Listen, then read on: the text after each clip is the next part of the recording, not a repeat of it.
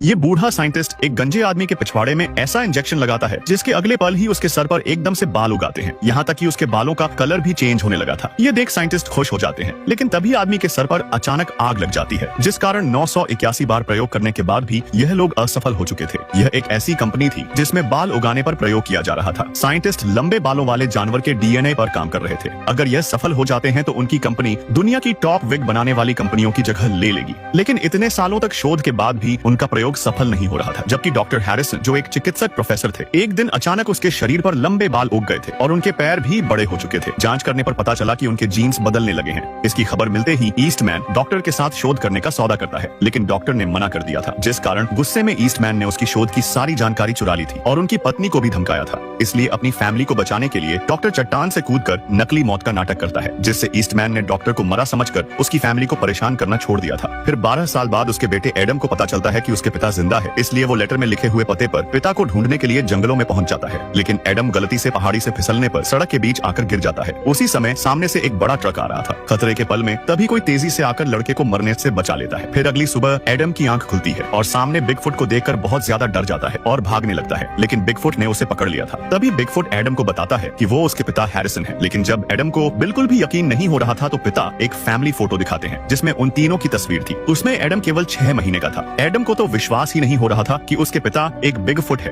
तभी पिता उसे अपनी पूरी कहानी बताते हैं कि वो तुम्हें और तुम्हारी माँ को छोड़कर क्यों चले गए थे। फिर सच्चाई जानकर एडम उन्हें माफ कर देता है। इस लड़के के पिता एक बिगफुट थे, जिनसे विरासत में एडम को कई अद्भुत शक्तियां मिली थी, जैसे कि चोट को ठीक करने की क्षमता, हजारों किलोमीटर दूर की आवाज सुनना, चित्र बनाना और जानवरों से बातें करने की क्षमता। इतना ही नहीं, एडम में अब तेज गति से दौड़ने की क्षमता भी आ चुकी थी। बाप बेटे जंगल के अंदर खूब मस्ती कर रहे थे, क्योंकि एडम ने 12 साल बाद पिता का प्यार महसूस किया था। लेकिन उन्हें ये नहीं पता था कि एडम की जान बचाते समय ट्रक ड्राइवर के कैमरे ने उन्हें कैप्चर कर लिया था, जिस कारण उनकी खबर अखबार में छप जाती है। और जब ईस्टमैन को बिगफुट के बारे में पता चला तो वो तुरंत उसे पकड़ने के लिए अपने लोगों को भेज देता है। दूसरी तरफ एडम की माँ एडम को घर में न पाकर उसे खोजने निकल पड़ी थी, लेकिन रास्ते में ईस्टमैन के लोगों ने उनको पकड़ लिया था। दरअसल ईस्टमैन की कंपनी बाल उगाने पर प्रयोग कर रही थी। इस दवा के मदद से व्यक्ति अपने बाल जितने चाहे बढ़ा सकता था, लेकिन इस दवा का असर तेज था, जिससे बाल बिना रुके बढ़ते ही जा रहे थे। इसलिए ईस्टमैन बिगफुट के डीएनए से दवा बनाना चाहता था। ईस्टमैन बिगफुट को पकड़ने के लिए जंगल में आता है और उसे बाहर लाने के लिए ईस्टमैन ने एडम को कार में बंद कर आग में फेंक दिया था, जिस कारण अपने बेटे को बचाने के लिए उसके पिता सामने आ जाते हैं और कार को पलटकर एडम को आग से बचा लेते हैं। लेकिन उन्हें नहीं पता था कि वो ईस्टमैन के जाल में फंस चुके हैं। उसके लोग बिगफुट पर ट्रैंकुलाइजर का तीर चलाकर उसे बेहोश कर देते हैं। पिता की ऐसी हालत देख जब एडम रो रहा था तो पास का पेड़ उसे पर गिरने वाला था, लेकिन समय पर एक भालू आकर उसको बचा लेता है। लेकिन ईस्टमैन ने अब उसके पिता को उठा लिया था। पिता को बचाने के लिए एडम जानवरों से सहायता की मदद मांगता है। फिर वो जानवरों को लेकर ईस्टमैन की बाल बनाने वाली